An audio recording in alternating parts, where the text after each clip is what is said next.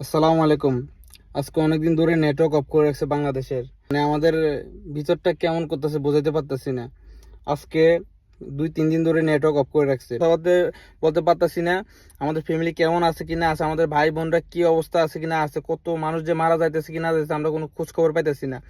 দেখেন, আমরা অনেক হাজার হাজার প্রবাসী ভাইরা আছে, প্রবাসে থাকে, ওদের ছেলে সন্তানরা আছে।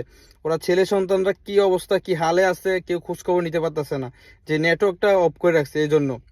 আর হাজারো প্রবাসীর ছেলে সন্তানরা স্কুল পড়ালেখা করে, ওদের কি অবস্থা আছে কি না আছে, কত হাজার প্রবাসীরা মারা যাইতেছে কিন্তু ওরা দেশে খবর দিতে পারতেছে না, কিংবা দেশে কত প্রবাসীর ছেলে মেয়েরা মারা যাইতেছে, প্রবাসী বাপরা খোঁজ খবর পাইতেছে না। মানে এমন একটা অবস্থা হয়ে গেছে বাংলাদেশের। ভাই, আমরা তো বাংলাদেশের রক্তান্ত চাই না, আমরা এমন কোনো আন্দোলন চাই না। আমরা যে সুন্দর একটা বাংলাদেশ, সোনার বাংলাদেশ। তো আমরা অনুরোধ যে তো তাড়াতাড়ি সম্ভব আমাদের এই যে ঝামেলাটা হচ্ছে কোটা নিয়ে, এটার একটা সমাধান, সুন্দর একটা সমাধান চাই। আমাদের সুন্দর একটা সমাধান দিয়ে দেন।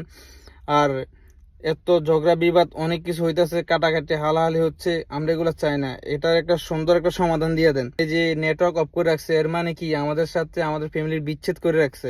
আমাদের খোঁজ খবর নাই, কথাবার্তা বলতে পারতেছি না। কত হাজার প্রবাসীরা মারা যাইতেছে, কোনো দেশে খোঁজ খবর পাইতেছে না, কত দেশে ছেলেমেয়েরা মারা যাইতেছে, প্রবাসী বাপরা খোঁজ খবর পাইতেছে না। কেন ভাই, কেন? আমরা তো একটা, আমাদের প্রবাসী বাইরেও একটা রিমিটেন্স যোদ্ধা না, ওরাও যুদ্ধ করতেছে দেশে। দেশ থেকে আসে বিদেশে ওরাও যুদ্ধ করতেছে না। ওটা বলতে চাই, আমাদের সুন্দর একটা সোনার বাংলাদেশ, সোনার বাংলাদেশে থাকতে চাই।